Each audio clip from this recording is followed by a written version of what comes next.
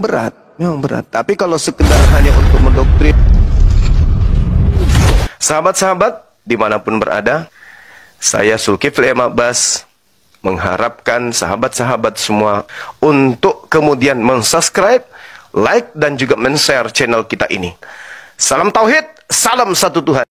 Surga dengan pancaran ilahi, mari kita teguhkan iman pada Bapa dalam nama anaknya Yesus. Mari kita teguhkan iman dalam nama Yesus. Begitu. Betul. Nah, tapi faktanya disanjung Yesusnya, diterima darahnya, matinya karena dosa.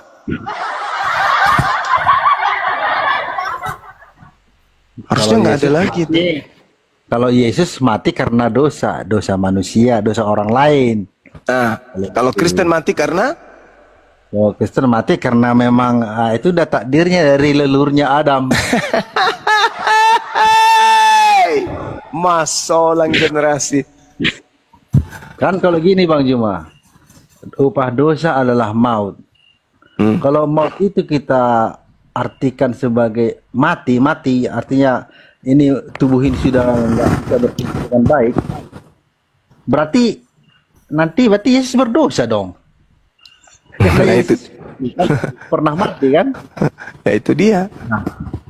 Nah makanya maut di situ sebenarnya bukan itu maksudnya. Mautnya itu kekal di neraka, itu maksudnya di sana. Upah dosa adalah kekal di neraka, itu sebenarnya arti maut di sana. Jadi upah Yesus dosa kan adalah maut. Ya, kekal di neraka itu maksudnya. Tubuhmu memang tubuh kan mati. Kembali ke sana, itu kan hanya media kita di dunia ini aja. Tubuh ini, casing ini. Itu kan hanya media kita di dunia ini. Aslinya ini manusia roh, kan roh kita sebenarnya aslinya. Tapi dalil di kitabnya saudara, tubuh kita yang fana ini akan dibangkitkan kembali. Roma 8 nomor 11, tubuhmu yang mana?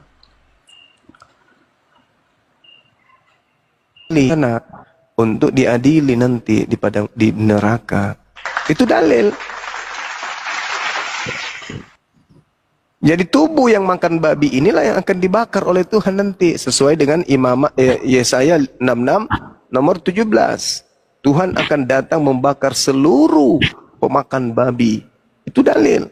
Jadi jangan Anda berpikir, aku makan aja lah, enggak, ini tubuh ini juga akan jadi tanah. Oh sorry, tubuh Anda nanti akan mempertanggungjawabkan dosa-dosa Anda, bukan tubuh lain. Bukan tubuh Anda yang memperkaos, kemudian tubuh lain yang di neraka. Enggak dong. Tubuh yang melakukan pemerkosaan itulah yang akan dicapcai nanti di neraka. Kita mati sementara karena menunggu padang mahsyar datang. Menunggu kiamat datang. Ketika kita mati, jasad menjadi tanah, ruh kembali kepada alam ruh. Tapi ketika nanti mau dimasukkan kembali bangkit, kembali di kehidupan berikutnya, tubuh yang tadi mati disatukan kembali dengan roh yang tadi lalu dibangkitkan untuk dimintai pertanggungjawaban. Jadi tubuh yang kau tidak jaga dari makanan-makanan yang diharamkan, tunggu saja, pasti nanti dijadikan sambal oleh api neraka di sana. Jadi jangan Anda berpikir tubuh ketika melakukan pencabulan ya nggak apa-apa lah, karena kan dia nggak akan ke neraka kok tubuh ini. Udah puas-puasin aja. Salah itu. Tubuh yang melakukan pencurian, tubuh yang menyakiti orang, tubuh yang memukul orang, tubuh yang menampar orang, tubuh itulah yang kelak akan menerima pembalasan. Bukan begini, yang lain. Itu nggak masuk akal kalau tubuh yang seperti ini akan dibangkitkan. Ya kan? Loh, itu nggak dalilnya begitu. Terima.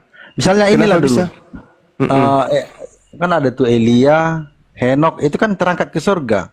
Masa kita bayangkan dia di surga sana dengan tubuh seperti ini? Harus makan. Ya, kenapa tidak? Kenapa tidak? Itu nggak masuk akal karena di sana kan dimensinya ada berbeda di surga sana. Anda kan menggunakan Anda menggunakan dimensi akal dunia dengan dimensi alam lain. Itu nggak bisa, Bang. Seperti Yesus, seperti Yesus.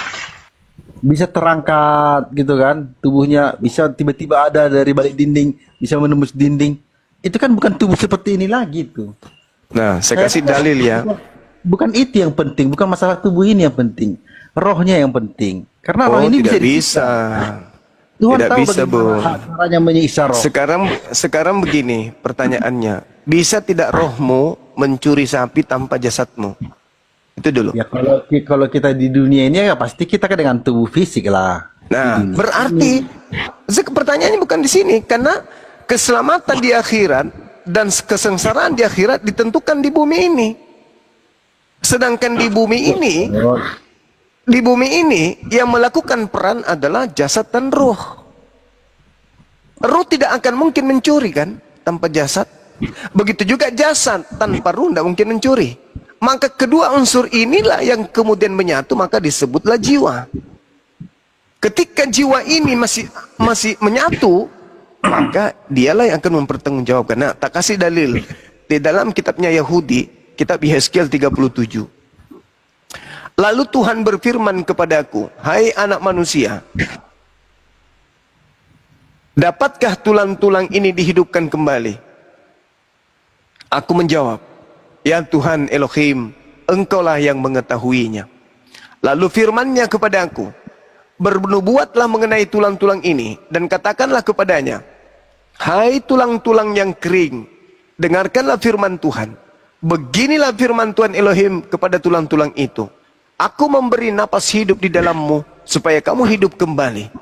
Aku akan memberi urat-urat padamu, dan menumbuhkan daging padamu. Aku akan menutupi kamu dengan kulit, dan memberikan kamu napas hidup, supaya kamu hidup kembali. Dan kamu akan mengetahui bahwa akulah Tuhan. Lalu aku bernubuat seperti yang diperintahkan Tuhan kepadaku. Dan segera sesudah itu aku bernubuat, kedengaranlah suara, sungguh suatu suara berderak-derak, dan tulang-tulang itu bertemu satu sama lain.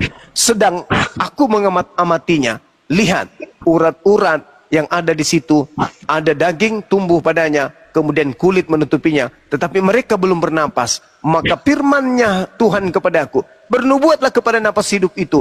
Maka bernubuatlah, hai anak manusia, dan katakanlah kepada napas hidup itu, beginilah firman Tuhan Elohim, hai napas hidup, datanglah dari keempat penjuru angin, dan berembuslah ke dalam orang-orang yang terbunuh ini, supaya mereka hidup kembali. Lalu aku bernubuat seperti yang diperintahkannya kepadaku, dan napas hidup itu masuk ke dalam mereka, sehingga mereka hidup kembali. Mereka kemudian dikatakan, mereka kemudian menjejakkan kakinya, suatu tentara yang sangat besar. Firman-Nya kepadaku, hai anak-anak manusia, tulang-tulang ini adalah seluruh kaum Israel. Sungguh mereka sendiri mengatakan, tulang-tulang kami sudah menjadi kering, dan pengharapan kami sudah lenyap, kami sudah hilang. Oleh sebab itu bernubuatlah dan katakan kepada mereka, beginilah firman Tuhan Elohim, sungguh aku membuka kubur-kuburmu, dan membangkitkan kamu, hai umatku, dari dalamnya. Dan aku akan membawa kamu ke tanah Israel, dan kamu akan mengetahui bahwa akulah Tuhan, pada saat aku membuat kubur-kuburmu, dan membangkitkan kamu, hai umatku, dari dalamnya. Aku akan memberikan rohku ke dalammu, sehingga kamu hidup kembali. Aku akan membiarkan kamu, aku akan mengetahui, dan kamu akan mengetahui bahwa akulah Tuhan yang mengatakannya dan membuatnya. Demikianlah firman Tuhan. Itu dalil. Kalau Anda masih membantah dalil ini, saya nyerah, saya angkat tangan. Sama seperti dalam Al-Quran, وَدَرَبَ لَنَا مَثَلًا وَنَسِيَ خَلْقَهُ قَالَ مَنْ يُحْيِي الْعِظَامَ وَهِيَ رَمِيمٌ قُلْ يُحْيِيهَا الَّذِي أَنشَأَهَا أَوَّلَ مَرَّةٍ. Sama di dalam Al-Quran surah Yasin, bahwa manusia tulang-tulangnya akan kembali diutuhkan, dagingnya akan ditumbuhkan, kemudian dibungkus kemudian oleh urat-urat dan kemudian kulit. Lalu mereka bangkit untuk mendapatkan ganjaran dari apa yang dikerjakan ketika hidup dunia. Persis dengan kitab Yehezkiel 37 ini. Silakan. Oke, makasih Bang Juma ya. Aku senang nih dengar Bang Juma ini berkhotbah atau berceramah, membaca Alkitab dalam bahasa Indonesia. Nyaman saya. Nah tadi saya gereja ya, saya gereja HKBP ya kan. Berbahasa Indonesia ini kebetulan pendetanya. Nah dibacakanlah itu ayat Alkitab itu kan. Tapi bermunculan kata Allah, firman Allah katanya. Padahal itu Alkitab, harusnya kan ya firman Elohim gitu kayak. Ini firman Allah yang bermunculan. Saya jadi risih. Aduh, mendingan dia pakai bahasa Batak aja sekalian. Biar nggak muncul kata Allah. Nih malah Bang Juma yang dengerin. Aku jadi lebih nyaman dengan Bang Juma nih baca Alkitab. Tuhan Elohim katanya kan. Thank you Bang Juma. Semoga para Yes. di sana bisa sadar nih, disadarkan Bang Juma ini sekarang. Makasih Bang Juma. Thank you. Oke, tapi Oke. tentang itu tadi Bang Juma, aku rasa itu penglihatan kayaknya itu ya. Dibangkitkannya itu. Aku lupa sih, Ini- pernah aku baca sih, tapi aku lupa persis itu penglihatan atau kenyataan itu. Kisah itu. Iya. Ini nubuat. Nubuat. Nubuat itu artinya penglihatan pada masa yang akan datang, kejadian yang akan terjadi pada masa akan datang. Nubuah atau penglihatan nabi-nabi. Tapi Bang Juma, aku menarik tadi yang lebih tertarik tadi masalah itu. Kenapa ada orang yang mati? Kenapa dosa saya jadi bisa terampuni? Itu menarik harusnya. Kalau saya udah lama mikirkannya. Jadi kesimpulan saya adalah enggak, bukan karena Yesus mati maka dosa kita diampuni, terhapus. Bukan. Penyelamatan itu ada prosesnya ya kan? Mulai dari berceramah ke sana kemari, berceramah kepada semua orang, melakukan mujizat, pelayanan segala macam. Nah, itulah yang punya risiko itu. Itulah Jadi prosesnya. Yesus Penyelamatan itu. dikatakan di dalam Matius 19 ketika ditanya oleh orang-orang pada masa itu, "Guru, perbuatan baik apa yang harus aku lakukan supaya aku bisa masuk surga, memperoleh hidup yang kekal?" Betul. Yesus mengatakan, "Lakukanlah segala perintah Elohim." Artinya, perintah Elohim itu ya perjanjian lama. Lakukan itu semua. Apa kata orang tersebut? "Sudah guru." Nah, kalau kau sudah melakukan itu semua, maka juallah hartamu seluruhnya, berikanlah kepada si miskin. Kalau kau sudah melakukan itu, barulah kamu mengikuti aku. Betul. Nah, itu syaratnya untuk hidup kekal, bukan menerima darah Yesus di atas salib. Apalagi darah Yesus gitu ya. Kenapa darah? Darah Yesus. Darah Yesus. Kayak Dracula. Tapi Padahal, Bang Juma, Tulang Paulus, Iya. Injil Markus. ada hubungannya dengan Yohanes 17 ayat 3 itu sebenarnya. Mengenal engkau satu-satunya Elohim yang sejati dan mengenal Yesus Kristus yang engkau utus. Betul. Bagaimana mengenal Elohim yang sejati? Ya Elohim yang sejati itu kan banyak di perjanjian lama dia kan, interaksinya kan. Di situ harusnya. Jadi orang Kristen harus tetap membaca perjanjian lama itu. Karena disitulah Elohim sejati itu istilahnya berinteraksinya, apa arahannya, apa sabdanya, ada di situ. Jadi nggak boleh hanya terpaku di perjanjian baru aja. Nah, Dan ternyata kan kayak misalnya mulai keluaran 20 sampai keluaran 23 itu Bang Juma, itu kan ada banyak arahan yang menarik tuh. Misalnya kalau zaman dulu ya, kalau kamu punya ladang kamu itu kamu setahunnya kamu biarkan. Mana tahu ada orang lain yang kelaparan bisa ngambilnya. Mana tahu ada binatang yang butuh makan bisa makan dari ladangmu itu. Akan gitu. Kalau zaman sekarang ya kan mungkin udah ada kita bayar pajak kan, biarlah pemerintah yang mengurusnya, kasih orang makan yang terlantar melalui pajak tadi. Berarti kan arahan dari yang Maha Kuasa itu tersaji semua di sana, cuman konteksnya ya konteks saat itu. Jadi disitulah pengenalan akan yang Maha Kuasa itu di perjanjian baru itu juga. Plus yang di perjanjian baru, karena Yesus kan representasinya. Nah, terus kalau darahnya, itu kan cuma mereka yang euforia itu, yang yang malas mikir. tersinggung pasti ini saudara Christian Jutri. Marah nanti dia. Sebenarnya itu kan cuma masalah simbol aja itu darah Yesus. Itu kan simbol pengorbanan aja semuanya darah itu. Bukan darah itu yang menghapus. Apa sih kalau orang Kristen kan banyak itu, apalagi yang karismatik kan. Oh, dibungkus dalam darah Yesus katanya, kan aneh kan? Dibungkus dalam darah Yesus kan simbol pengorbanan. Itu sudah dikatakan Yesus, inilah darahku. Darah yang dimaksud di situ anggur. Inilah dagingku. Daging yang dimaksud Yesus roti. Kenapa pula dijadikan daging beneran, darah betulan? Waduh, kacau. Itu simbolik, bahasa simbolik dari Yesus kan. Artinya ya itulah, nyawa pun dipertaruhkan Yesus kan gitu. Demi untuk menyelamatkan manusia, demi datang ke dunia ini. Orang baik datang di tengah-tengah orang yang kan berisiko. Yesus siap bayar harga untuk itu. Betul. Ya Luar itu sih biasa. yang saya mau ulas tadi, menarik tadi pernyataan itu. Gak ada itu orang Yahudi itu punya pandangan kalau ada orang mati di sana, tersalib sekalipun, terus dosaku diampuni gara-gara itu. Memang gak ada itu. Nggak ada itu. Kalau hanya gitu tok, berarti kan orang bodoh pun bisa kan ditawarin sama yang maha kuasa kan, hei kamu mau jadi Mesias nggak? Tapi nanti kamu mati tersalib. Setelah kamu mati tersalib, nanti aku bangkitkan. Aku kasih samamu kekuasaan surga dan di bumi. Mau nggak? Perasa banyak yang bersedia jadi Mesias. Pendaftar tuh antri jadi Mesias. Kenyataannya kan tidak. Ini menjadi Mesias ini butuh intelijensia luar biasa. Dia harus tahu apa keinginan sang Bapa, apa yang bikin dia murka, bikin dia bahagia. Nah itu kan malaikat ternyata maaf nggak masuk kualifikasi. Hanya sang anak yang masuk kualifikasi. Nah gitu. Jadi orang Kristen ini memang malas mikirnya karena ada kenalan sama doktrin kan, kebanyakan doktrin jadi kayak gitu deh. Oke lah Bang Juma, thank you Bang Juma.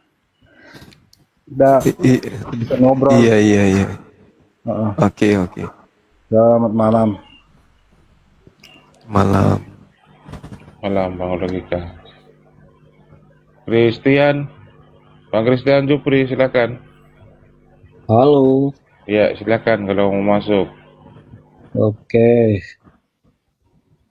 Saya ingin memberikan evaluasi ya, apa yang sudah disampaikan oleh Bang Juma ya.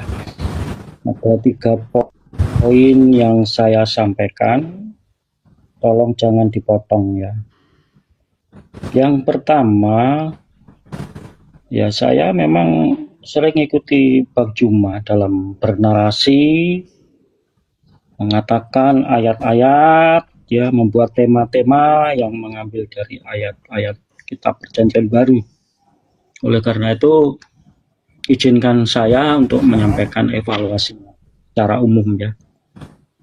Pertama dari segi secara personal Bang Juma ya.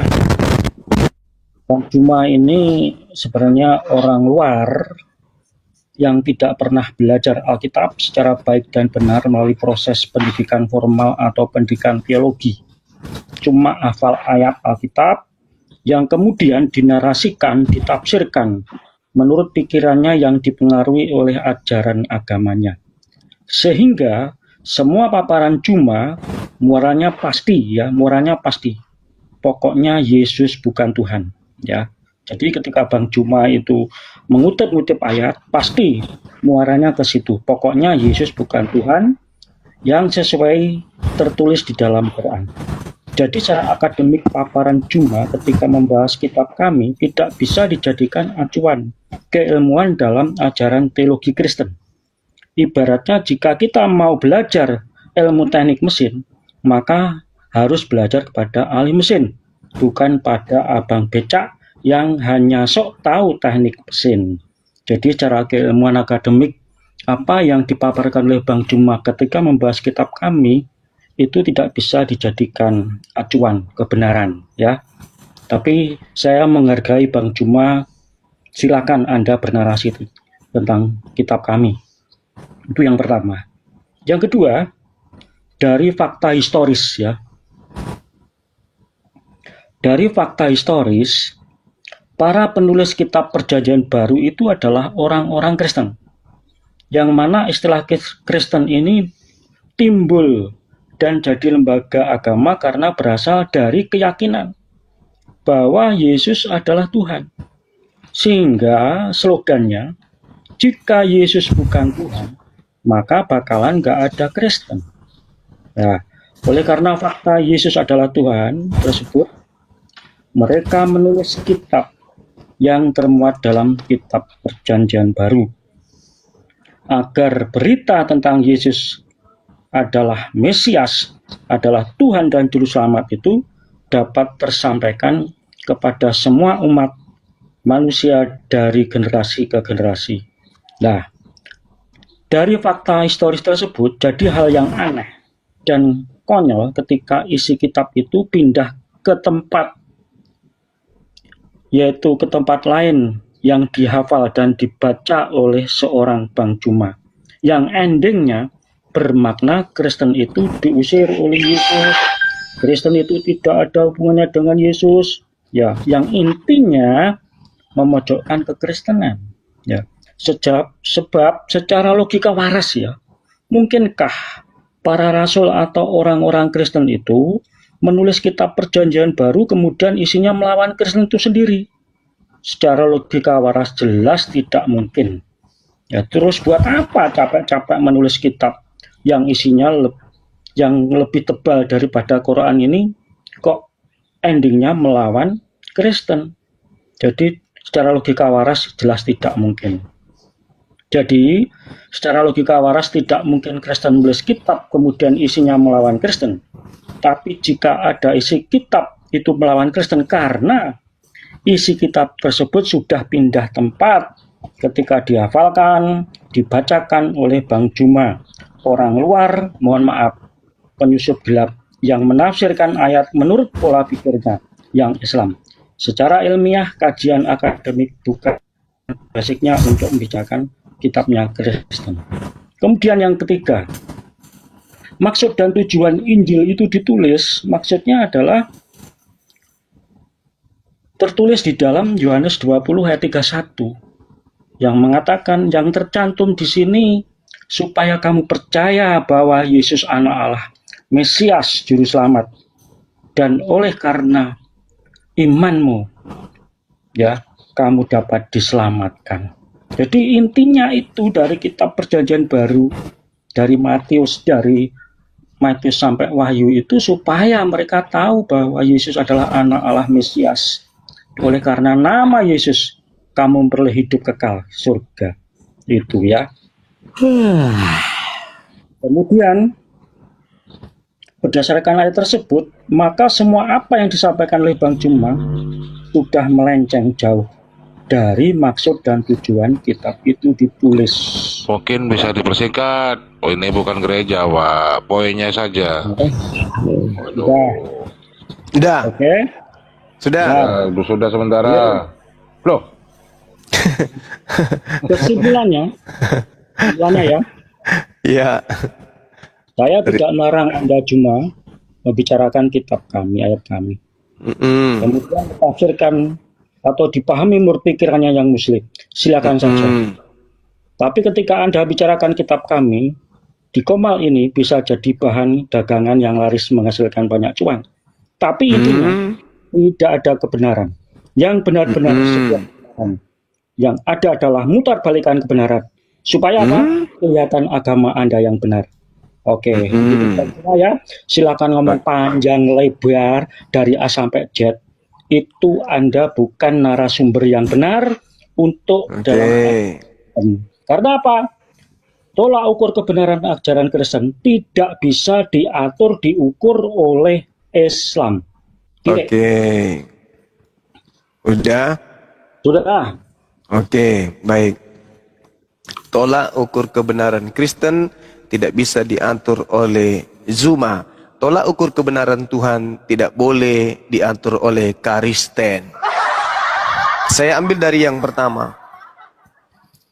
Bible itu kemudian ditafsirkan oleh Zuma, tetapi Bible itu bukan milik Zuma. Saya kembalikan data ini kepada Anda. Perjanjian Lama itu bukan kitabnya Kristen, tetapi dipretelin oleh Kristen. Oke? Sabar dulu. Sabar dulu. Sabar dulu. Aduh, tadi Kitab Taurat itu milik hak kepunyaan Bani Yakub. Ulangan 5. Nih, saya bacakan samamu. Musa memanggil seluruh orang Israel, berkumpul dan berkata kepada mereka, dengarlah hai orang Israel, ketetapan dan peraturan yang pada hari ini kuperdengarkan kepadamu, supaya kamu mempelajarinya dan melakukannya dengan setia. Tuhan Elohim kita telah mengikat perjanjian dengan kita di Horeb. Bukan dengan nenek moyang kita Tuhan mengikat perjanjian itu, tetapi dengan kita yang ada di sini pada hari ini, kita semua yang masih hidup. Jadi hukum Taurat itu datang hanya kepada Bani Yakub yang hidup pada zaman itu aja. Kemudian Ulangan 33. Inilah berkat yang diberikan Musa, abdi Elohim itu kepada orang Israel sebelum Musa mati. Berkatalah Musa, Tuhan datang dari Sinai dan terbit dari Seir, tampak bersinar dari pegunungan Paran, dan datang di tengah-tengah 10.000 orang yang suci. Di sebelah kanannya tampak kepada mereka api yang menyala. Sungguh ia mengasihi umatnya, semua orangnya yang kudus. Di dalam tangan mulah mereka pada kaki mulah mereka tunduk menangkap suatu dari firman-Mu. Musa telah memerintahkan hukum Taurat kepada kita, suatu milik bagi jemaat Yakub. Ketiga, Mazmur 147. Tuhan memberikan firman-Nya kepada Yakub, ketetapan-ketetapannya dan hukum-hukumnya kepada Israel, tetapi Tuhan tidak berbuat demikian kepada segala bangsa, dan hukum-hukumnya tidak mereka kenal. Haleluya. Berarti orang Kristenlah yang telah merampok kitabnya Nabi Musa, walaupun dalam bentuk terjemahan tanpa validasi, tanpa legitimasi, tanpa sah. Catat itu. Sedangkan kenapa Bang Suma kemudian mengkaji kitab saudara? Kenapa? Karena di dalam agama Kristen, begitu Anda menjadi Kristen, maka Anda wajib hukumnya mematikan akal. Wow. 1 Korintus 1 nomor 19. Karena tertulis, aku akan menghilangkan kecerdasan orang-orang terpelajar, dan kemampuan berpikir cerdas akan kulenyapkan. Itu dalil. 2 Korintus 10 nomor 5. Kami mematahkan, kami membinasakan setiap pemikiran manusia dan merubuhkan semua ketinggian pengetahuan Tuhan. Kami tawan pikiran dan menaklukkan kepada Kristus. Itu dalil. Berarti kalau harus menjadi Kristen, akal itu dimatikan, kecerdasan dan pemikiran kemudian dirubuhkan, lalu menghilangkan kecerdasan orang-orang terpelajar dan kemampuan berpikir cerdas akan dilenyapkan. Itu dalil. Nah, sekarang ketika Anda sang pemilik buku, saya bukan pemilik buku, tapi saya orang yang belajar. Ibarat kata, ketika Bible diberitakan kepada seluruh makhluk, kepada saya juga dong, maka saya punya hak untuk mempelajari Bible. Seibarat anak SD, Anda kelas 3 beli buku cetak bahasa Indonesia. Anda yang punya buku, saya bukan punya buku, tapi saya guru. Maka saya yang menjelaskan isi buku cetak yang kau beli kemarin. Paham sampai situ? Bukan berarti kamu yang punya buku cetak, kamu lebih tahu buku cetakmu daripada saya. Saya seorang guru. Kenapa saya katakan saya orang guru? Karena saya lebih paham Bible. Kenapa saya mengatakan saya lebih paham Bible? Karena saya belajar. Saya menggunakan akal. Sementara kamu adalah orang-orang yang sudah dimatikan akalnya terlebih dahulu untuk menjadi Kristen. Itu yang pertama. Yang kedua, Anda mengatakan bahwa penulis Bible itu adalah orang Kristen. Bagaimana mungkin Bible menyerang Kristen itu sendiri? Ini menarik. Dengarkan uraian saya. Penulis Biblemu itu bukan utusan Tuhan. 1. Penulis Biblemu bukan murid para nabi. 2. Penulis Biblemu bukan nabi-nabi. Penulis Bibelmu tidak memiliki legitimasi, tidak memiliki validasi dari Yesus. Dan penulis Bibelmu bukan menuliskan firman Tuhan, bukan menuliskan sabda Yesus, sabda Nabi, tetapi menuliskan karangan-karangan yang mereka temukan kemudian berdasarkan hasil penyelidikan dan kesaksian-kesaksian orang-orang yang ada sekelilingnya. Pahami itu dulu. Kemudian, Bibelmu antara penulis satu dengan penulis yang lainnya tidak pernah kemudian melakukan mufakat untuk kemudian mengajarkan kitab mereka, buku mereka untuk dijadikan sebagai kitab suci oleh kelompok tertentu. Yang selanjutnya, isi kitabmu itu tidak pernah kemudian tervalidasi oleh Yesus.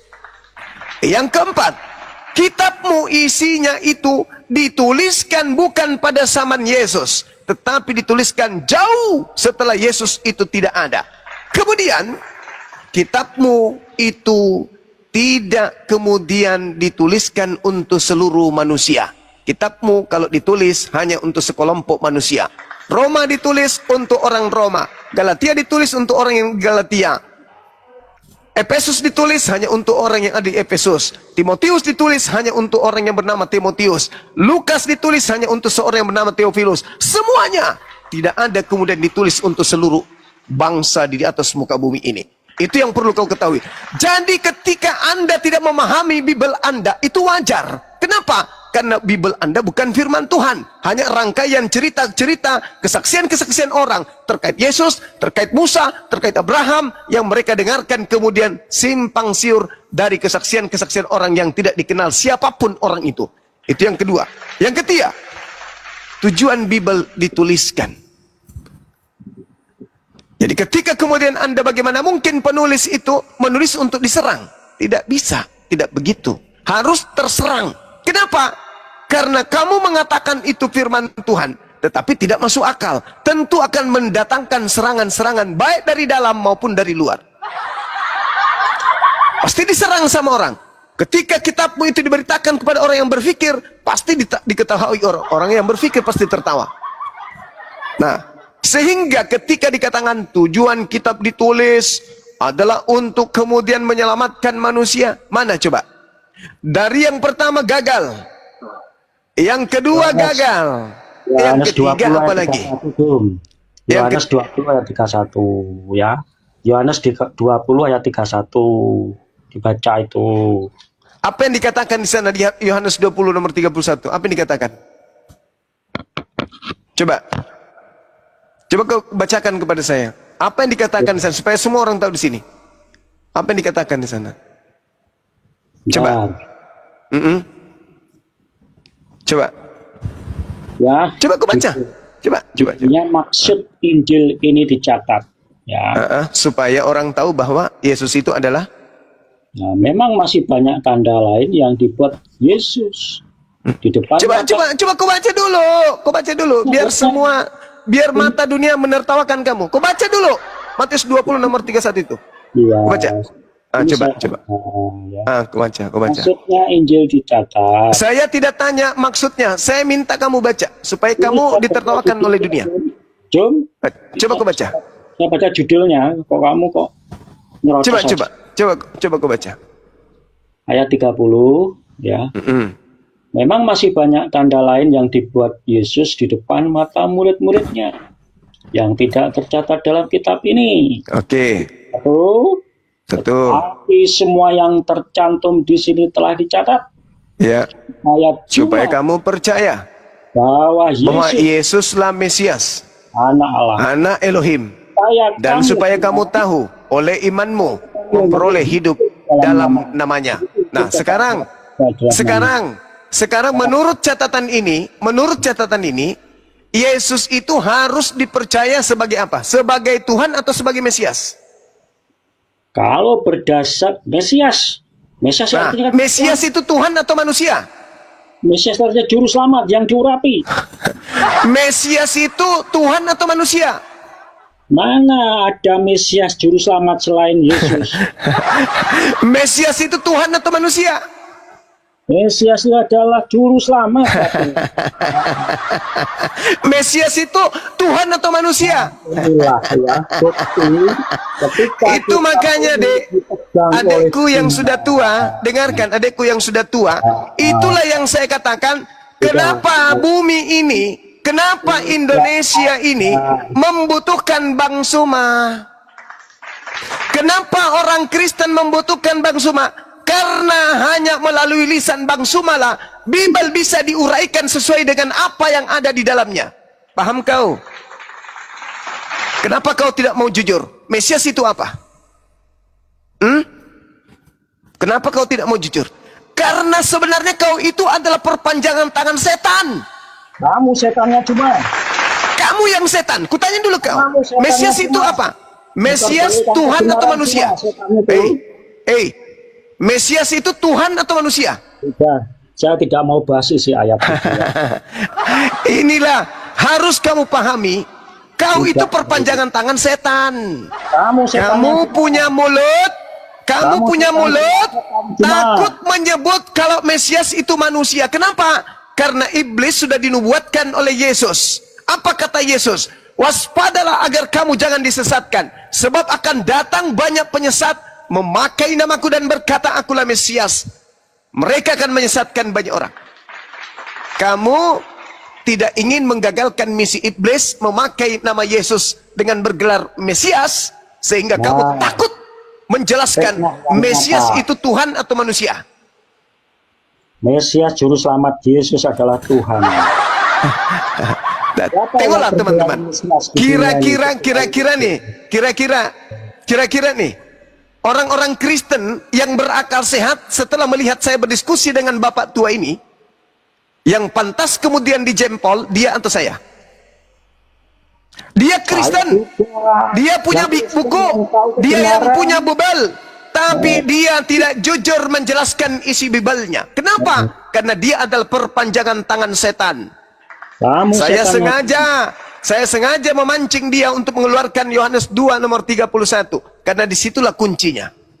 Orang-orang Kristen ini adalah orang yang terperdaya oleh bisikan setan dengan memakai nama Yesus dan mengatakan Yesus itu adalah Mesias. Tetapi pada endingnya mereka menganggap Tuhan itu adalah Mesias. Mesias itu adalah Tuhan. Padahal saudara-saudara, Mesias itu adalah manusia yang diurapi Tuhan sebagai juru selamat untuk Bani Israel. manusia perwujudan Tuhan. Nah itu, dirubah lagi. Manusia perwujudan Tuhan. Inilah penyesat. Inilah iblis tua, saudara-saudara. Inilah iblis tua yang akan mengajak manusia masuk ke dalam api neraka. Karena dia tidak ingin mengisi neraka dengan sendiri. Maka dia mengajak orang lain untuk masuk ke dalam neraka dengan menggunakan alat nama Yesus Kristus. Islam sangat dibutuhkan di Nusantara ini untuk mewaraskan orang-orang agar tidak terperdaya kepada iblis-iblis tua yang mengatasnamakan diri mereka adalah Kristen. Itu fakta, itu real yang tidak bisa kemudian dibantah oleh siapapun. Saya ulang lagi kepada saudara. Mesias Tuhan atau manusia? Manusia perwujudan Tuhan, karena tidak ada Mesias. Di mana saya bisa mendapatkan definisi ilmu yang berkaitan dengan adalah Tuhan manusia atau manusia Tuhan? Belajar yang lebih baik cuma. Di mana? Ya, Kau tunjukkan kepada saya, coba. Kau tunjukkan kepada saya. Di mana Yesus pernah disebut Tuhan manusia? Yang pernah dilantik sebagai Tuhan manusia atau manusia Tuhan atau manusia separuh dewa atau dewa separuh manusia, hanya anak angkatnya Paulus, yaitu Timotius. Hanya Timotius yang pernah digelari manusia dewa atau manusia teos atau manusia Tuhan.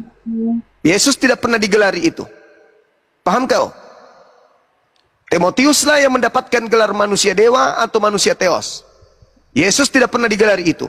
Tetapi karena Anda adalah perpanjangan tangan setan, Yesus yang adalah rasul, Anda jadikan sebagai tumbal untuk mengajarkan ajaran setan dengan mengatakan Mesias adalah Tuhan dalam wujud manusia. Coba. Setan tua yang tidak punya malu. Setan Di mana teriak-teriak. dalilnya Yesus itu adalah manusia Tuhan? Di mana dalilnya? Di mana dalilnya Mesias itu adalah manusia yang datang adalah Tuhan dalam rupa manusia? Ayo, kau itu punya kemudian buku cetak, tapi seperti anak TK buku cetaknya tidak pernah dibaca. Bang Suma yang datang mengajarkan kau buku cetak tersebut. Saking tidak pernahnya kau baca buku cetakmu itu, kau mengatakan Mesias itu adalah Tuhan dalam rupa manusia. Ayo. Wow. Nah, saya beritahu ya. Apa setan tua? Apa setan tua? Begini nak, ya. Apa setan tua? Dengarkan nak ya, dengarkan. Apa setan tua? Tadi sudah saya jelaskan.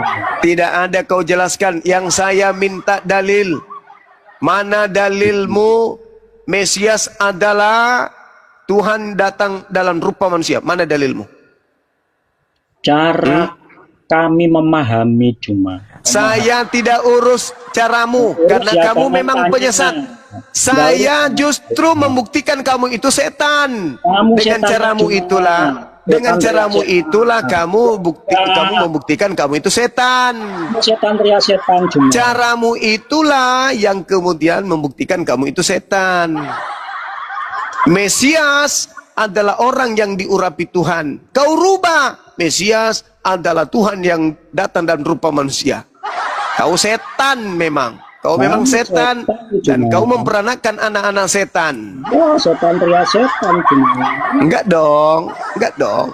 Yesus sendiri yang berkata, waspadalah kepada penyesat yang datang kepadamu dengan memakai namaku dan berkata akulah Kristus. Mereka akan menyesatkan banyak orang. Hari ini kami sudah membuktikan setannya dalam rupa manusia bernama Christian Jupri. Cuma setan teriak setan. Silakan hibur diri Anda mumpung masih ada waktu. Silakan. Saya tidak sempurna dalam memahami kitab saya. Ya, kamu tuh orang Mesias luar. Kamu tuh orang luar, penyusup gelap. Mesias adalah Ya. Mesias adalah Mesias itu milik Yahudi. Kau rampok, lalu kau artikan seenak perutmu. Saya mengembalikan kepada kadar yang sebenarnya. Mesias adalah manusia yang diurapi Tuhan. Gak butuh cuma. Ketika kau merampok Mesias dari Yahudi, kau mengatakan Mesias adalah Mesias adalah Hercules, Zeus yang datang sebagai wujud Hercules atau sebaliknya. Padahal Mesias adalah manusia yang diurapi Tuhan. Manusia yang diurapi Tuhan itulah Mesias. Kau rubah, Mesias adalah Tuhan yang datang dalam rupa manusia. Inilah yang saya katakan kau itu iblis tua. Sebentar lagi kamu akan dipanggang di neraka dalam kehidupan kekal di sana. Iblis teriak iblis. Kasihan kali. Sudah cukup. Sudah puas. Ya, saya minta Sudah dalil. puas. Mesias itu apa? Mesias juru selamat. Mesias juru selamat yang diurapi. Oke. Yang diurapi ini siapa? Manusia atau Tuhan? Yang diurapi adalah manusia tapi perwujudan Tuhan. Kamu nggak percaya nggak apa? Masolang generasi. Aduh. Ini nak ya. Nah, cuma begini. Ya. La ilaha illallah Muhammad Rasulullah. Kalian nak cuma dengarkan ayo, jangan banyak bicara dulu. Dari orang tua ngomong dihargai dong ya. Nak cuma begini. Kristen ya. Kristen itu dalam memahami ketuhanan Yesus ya cuma ya. Harus gila. Dalam dengarkan dulu dong, kamu kok suka fitnah toyo yo. Hidupmu Kamu yang memfitnah Yesus barusan. Kukatakan bahwa Yesus adalah perwujudan Tuhan. Loh, makanya Kau yang memfitnah Yesus. Nah, dengarkan, ngomong belum selesai sudah kamu potong kok. Ya cuma saya kasih tahu nak ya, yang saya kasih dalam Tuhan Yesus. Kristen itu ya cuma ya di Pengikut Kristus. dalam memahami Yesus adalah Tuhan itu Harus gila. berdasarkan Harus itu. gila dulu. Oh, kamu yang gila tidak paham Yesus adalah Tuhan. Harus gila dulu dong. Dengarkan jemaat. Bagaimana saya mau paham sesuatu yang tidak sesuai dengan ajarannya? Gimana ceritanya? Kamu kok nafsu banget ini ya. Kristen dalam memahami Yesus adalah Tuhan itu Bukan cuma urusanku itu. memang bukan urusanku itu. Bukan urusanku. ya. Kristen mau gila memahami Yesus itu bukan Ya. urusanku. Saya hanya Kalau sesuai bukan dalil. itu, tolong jangan tanya Mesias saya. adalah manusia yang diurapi Tuhan. Dah, titik. Kristen mau memahami Mesias Ya. adalah kucluk, urusannya Kristen. Oh, itu juga Kristen mau urusanmu. memahami Mesias adalah orang gila, terserah. Tapi saya juga tidak mau urusanmu terlibat kalau kamu ngomong di dalam fitnah, kebotolan urusanmu. tersebut. Yang saya tahu Mesias adalah manusia yang diurapi oleh Tuhan. Titik.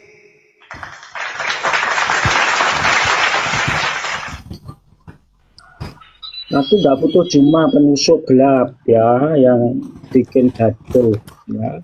Karena Kristen dalam memahami ketuhanannya Yesus adalah Tuhan itu tidak perlu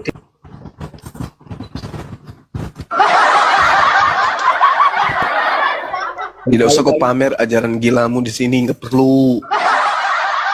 Kami udah tahu. Kami udah tahu Kristen di dalam memahami ketuhanan Yesus harus mematikan akal. Karena tidak mungkin Tuhan dibunuh manusia. Makanya harus matikan akal dulu, harus gila. Baru bisa menuhankan Yesus. Seperti di dalam Markus 5. Orang gila yang menyembah Yesus begitu waras tidak menyembahnya lagi. Saya kalau jadi Kristen malu ada pendebatnya seperti ini. Melarang kemudian kita untuk membahas Bible. Sementara Bible datang untuk diajarkan kepada seluruh bangsa. Kitabnya Yahudi tidak diajarkan untuk seluruh bangsa, tapi mereka pakai.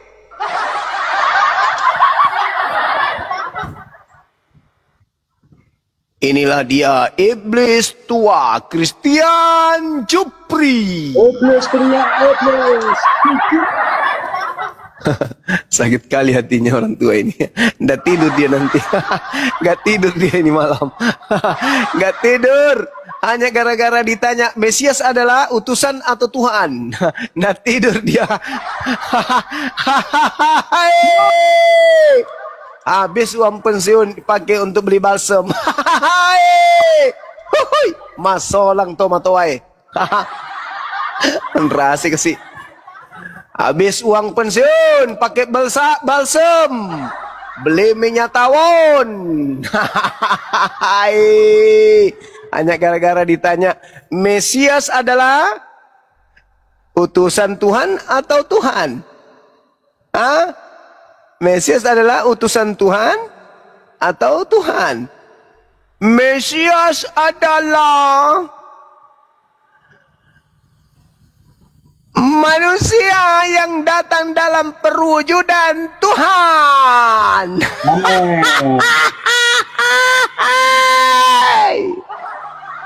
Tomalasa. Anjo midikana tahu asu. Sudah tua tak berguna. Laskar tak berfungsi. Pasukan Bodrex. Masolang generasi. Sudah tua tak berlaku lagi. Ilmu tak ada manfaat. Diskusi tapi membodohi diri. Mesias adalah manusia yang adalah perwujudan Tuhan.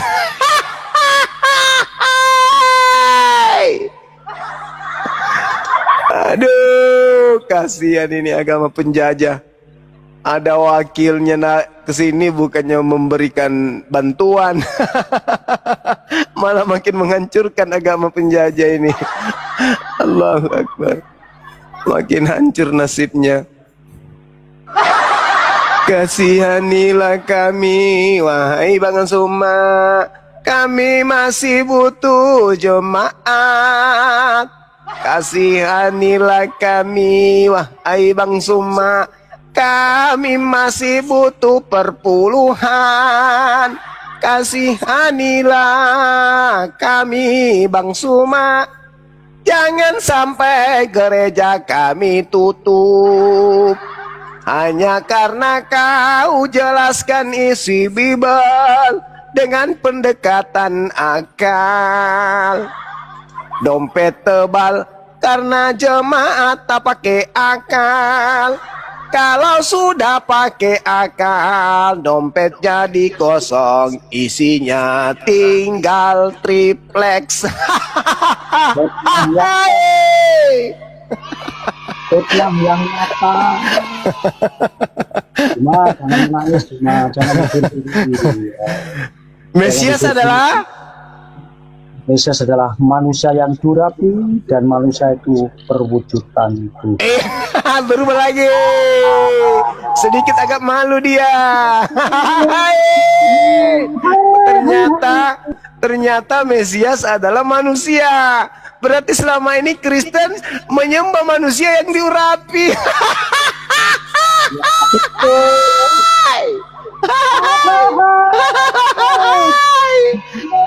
Kristen penyembah manusia yang diurapi. Manusia berwujud Tuhan. Manusia berwujud Tuhan. Terbalik, Bapak tua, terbalik. Harusnya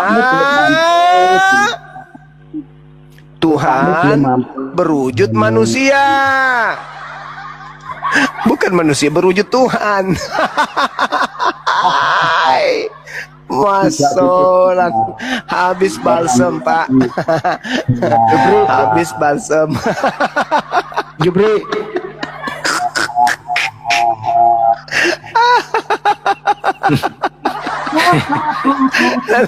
Nanti bininya gosip di sebelah sama tetangga. Atau aku heran nih, kenapa? Itu si bapak itu kok itu si bapak kok minyak tawonnya habis cuman semalam gara-gara dialog sama Bang Suma, apa dia salah minum? Dikiranya minyak tawonnya itu adalah kopi, oh habis 1 botol.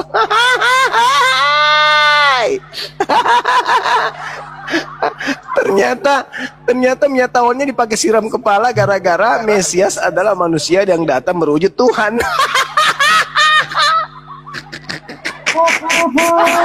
Saya juga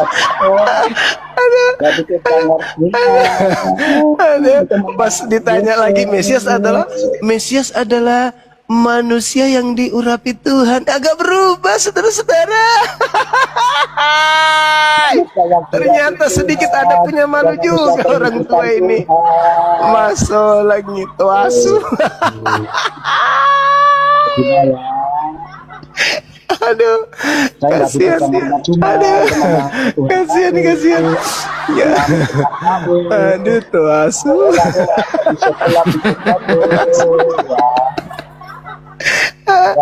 Aduh, mimpi apa kamu semalam sampai bisa ketemu dengan Bang Suma? Kalau saya sih pengen tanya juga ini. Kira-kira kejalawanya ini orang apa kejalawanya? Lanjut Bang Andi. Lanjut. Tomalasa. Tacipi batulah seanu. Taga. Tacipi batulah seana. Mantap si Wali.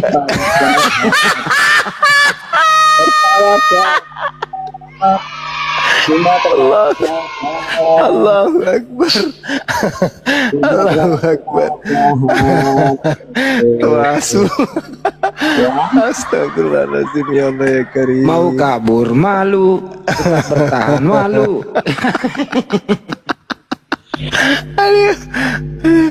Astagfirullahaladzim, ya Allah ya Karim. Dijawab DM saya yo, debat di DM aja. Di sini kamu mesti saya diambil terus.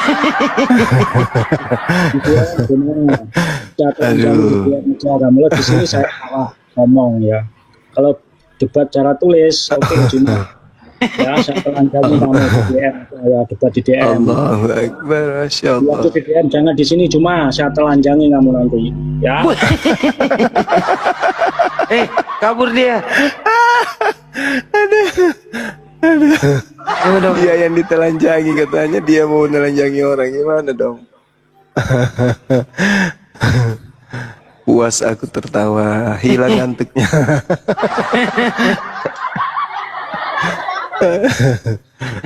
Allah. Pasien berikutnya.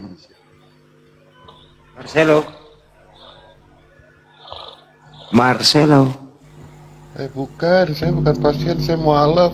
Saya bangga bukan. Masya Allah, mualaf. Masya Allah. Alhamdulillah, Masya Allah. Marcelo. Alhamdulillah, Masya Allah. Istiqomah bang. Maaf bang, kita main tertawa karena lucu gitu.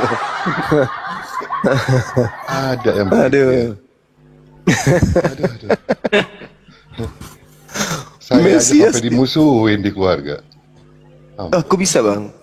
Bisa lah, karena saya yang pertama pindah. Oh, ya, Masya Tante Allah. saya pendeta, ponakan sepupu saya pendeta, semuanya. Saya sama kelakuannya sama Zuma kalau di lingkungan saya.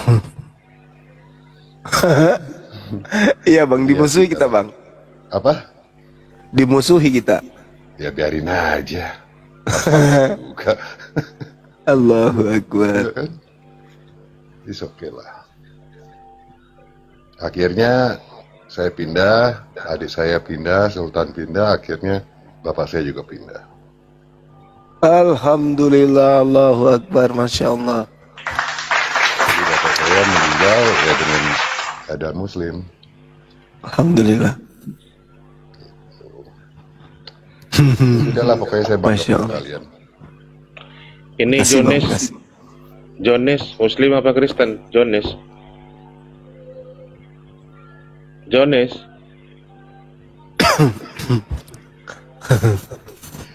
Saya di bawah John. aja, seru dengerinnya. Oke bang Marcel, thank you bang ya. Kalau saya lihat foto-foto Joni sini kayak orang stres juga nih. Siapa? Si Jonis. Iya, saya kakaknya.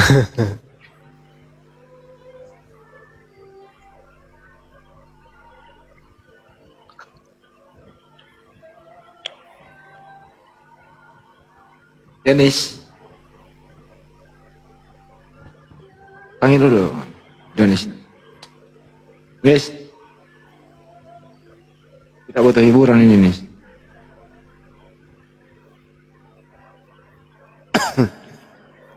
Kenapa Anda mualaf, Pak Marcelo? Saya mualaf karena ya mungkin saya diberikan ini kali ya hidayah ya. Kecil sekali suaranya. Ada dikit, Bang. Oh, sorry. Ya mungkin saya diberikan hidayah karena di tempatnya Oten itu dogmanya terlalu nggak masuk akal. Maka itu memang perlu diberi akal. Kira-kira yang mualaf karena tacip ibatlasnya, Bang? Enggak ya? Gimana? Gimana?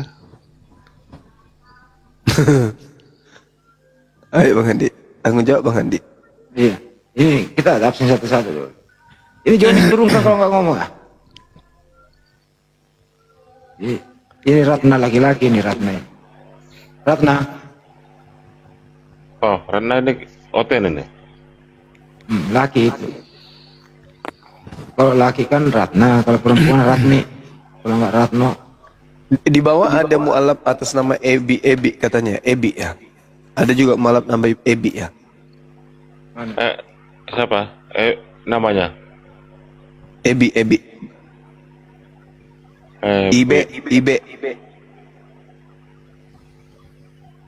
Kalau Lotus siapa Lotus? Bang Lotus, Bang Raja Bintang. Bang Raja Oh, Bintang. Masya Allah. Nggak pernah dengar suaranya. Apa Bang? Bintang.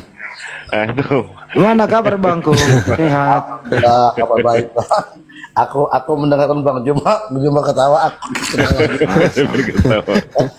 Tapi kalau habis suara nanti memutuskan. Cuma sampai berairan mataku Bang. Lucu-lucu bapak tua tadi itu. Masya Allah. Udah mau kiamat dalam dunia ini. Ya Allah, Masya Allah. Sekarang dia mau telanjangin saya lewat DM katanya.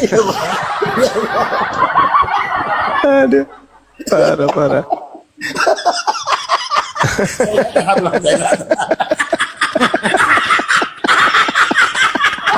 Buset deh, ketawa.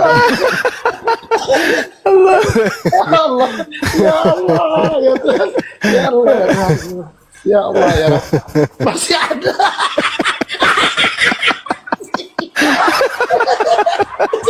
Ya Allah, ya Allah, ya Allah, ya Allah, ya Allah.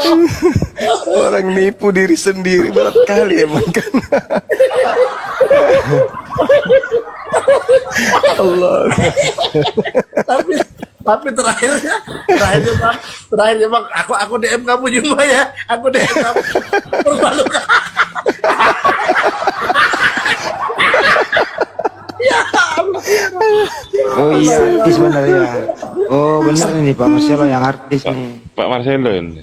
Bang, Iya. ayo bang, lanjut bang. Masya Allah. Allahu Akbar, Masya Allah. Tahun ke mute abangku. Dibuka mute-nya bang. Beliau artis Bang Andi. Dia. Oh, Masya Allah.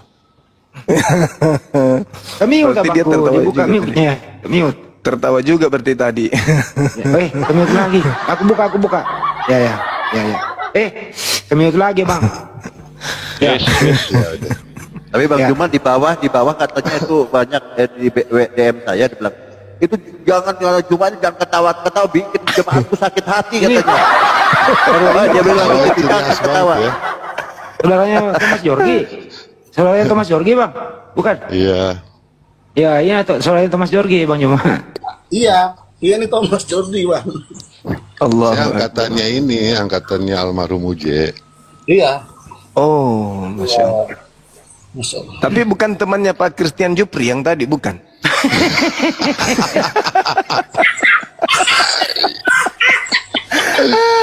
Aduh. Iya sih. Ya kasihan aja sih. Ya udahlah. Terus mau diapain lagi? Pilih yang dia begitu. Iya Bang. Cuman apesnya karena dia berani nongol di ini komal-komal debat lintas agama, itu masalahnya. Padahal ya kalau saya sih nilai Zuma itu sudah pakai bahasa yang sangat sederhana loh. Tapi masih juga nggak masuk, saya bingung. Aduh, gue nggak habis pikir aja. Saya dengerin semuanya, komal kalian, saya dengar juga di YouTube. Itu bahasanya sangat-sangat mudah sekali untuk dicerna. Tapi kok masih tetap ya?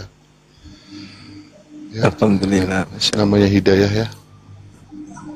Iya Bang. Ya tapi ya baguslah. Kita harus ada usaha juga seperti ini. Iya Bang. Alhamdulillah. Alhamdulillah, Masya Allah. Luar biasa. Ya pokoknya. Jadi saya di baca miswar juga ada di bawah di monitornya. Jadi di miswar juga monitor di bawah nih. Alhamdulillah, Tiap Abang malam. gitu. Tiap malam di bawah. Masya Allah. Coba komentar. Kalau di zaman sekarang enak, bisa seperti ini. Zaman dulu nggak bisa. Iya. Zaman dulu cepet sekali, nggak bisa. Tiba-tiba udah di Polres, kita ribut di situ. Gitu. Iya. Zaman sekarang masih bisa lah, kalian beruntung lah. Alhamdulillah. Alhamdulillah. Ini saya curiga Kang Deddy ini gayanya tertawa juga, keluar air mata juga dia di bawah itu. Nangis gue sampai nangis dengan gua ketawa. Allahu Akbar, Masya Allah. Christian Jupri. Ya semoga kalian dimudahkan lah dengan gaya kalian Amin. seperti ini. Bagus Pak. Makasih abangku, makasih Bang Marcelo. Kalau nanti saya bisa dukung apa, kasih tahu aja ya. Siap Bang Marcel. Makasih Bang. Ya, sama-sama Mas. Salam. Bikin ketawa juga bang. Ketawa juga dia. Ketawa juga dia kan. Aduh.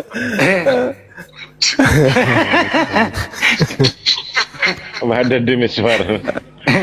Ya dinaikkan bos, dinaikkan Bang Deddy Miswarnya. Nggak mau karena Bang Deddy Miswar cuma lewat telepon aja sama Bang Hendy. Iya. Iya, itu ketawanya yang khas itu loh. Tahu juga dia. Yang penting terhibur ya bangku ya. Iya. Amin. Pastilah. Sama Deddy Miswar. Naikin Naga Bonar, waduh. Ini Marcelo Jorgi juga ada nih bang. Mualaf ternyata Marcelo. Bang Haji. Iya. Ya, saya mualaf dari 88. Ya siap Bang Haji. Terima kasih Bang Haji. Mantap lagi. Ya, Assalamualaikum. Waalaikumsalam warahmatullahi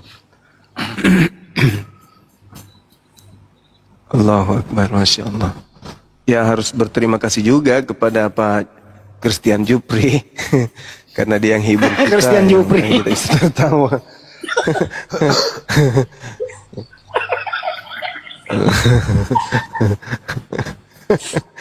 Tapi harus banyak yang seperti Zuma juga ya. Kesian loh kalau Zuma terus-terusan. Kalian juga harus ya. Insya Allah Bang, Bantu juga. akan banyak.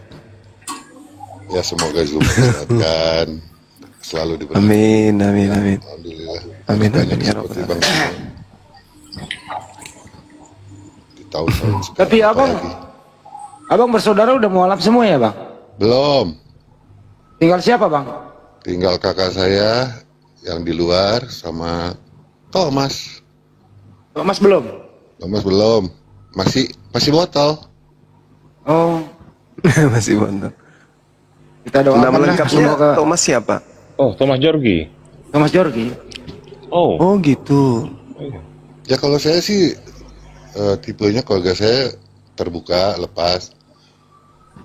Ya gara-gara saya pindah, ya sama lah seperti anak-anak lain pada umumnya, diusir juga, tinggal di jalan berapa bulan gitu, sama aja. Tapi akhirnya ya semuanya Bertiga bersaudara ya, Thomas, Sultan, lima. Thomas, Sultan, sama abang Ada kakak Marcelo. saya yang paling tua, yang kakak saya perempuan udah Islam juga. Alhamdulillah. Gitu. Udah tinggal Thomas sama kakak saya yang di Amerika belum. Masih Iya, bertahan dengan kebotolannya, ya nggak apa-apa lah, biarin aja. kebotolannya. Nanti juga pindah kok. Amin. Nanti juga pindah kok. Banjir mualaf ini. Ya. Banyak lagi yang mualaf tuh. Nyaris tiap malam kami memaafkan Gurunda Zuma. Orang-orang yang sudah lurus otaknya. Padahal saya itu anaknya pastor loh, kesayangan pastor loh dulu. Saya yang bunyiin bel di gereja Tresia, di gereja katedral, masuk paroki tetap aja, nggak bisa juga, Iya. nggak masuk di nalar saya itu nggak masuk, beneran, Nggak masuk ya. nggak masuk sama sekali beneran. Kok ya Masya seperti Allah. itu standarnya itu loh, kok ada Tuhan manusia kok begini, ya aneh aja bagi saya waktu Iya, saat iya, itu, iya. aneh sekali. Ya standar lah ya, bahasa-bahasa seperti itu, jadi saya nggak mau ngulang, malu. Dulu gue bilang ya kasihan lah sama yang belum diberikan keterbukaan pada akalnya, sangat kasihan. Tapi gini bang, kalau selebritis itu pindah agama ya, jadi sorotan publik bang. Ah. Oh ya, sorotannya kadangkala bisa diterima, kadangkala tidak bisa diterima. Resiko.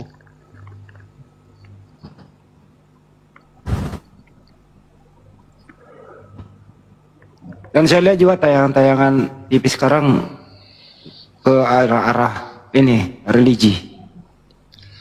Gini, kalau religi untuk tayangan ya, tapi bahaya juga sih ngomong di sini. Kalau untuk tayangan kadang-kala itu diatur. Jadi maksud saya ini kesempatan untuk Bang Zuma dengan rekan-rekan semuanya. Alhamdulillah saya suka banget keterbukaan ini.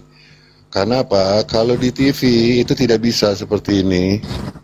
Karena apa? Banyak gap-gap di dalamnya. Gitu loh.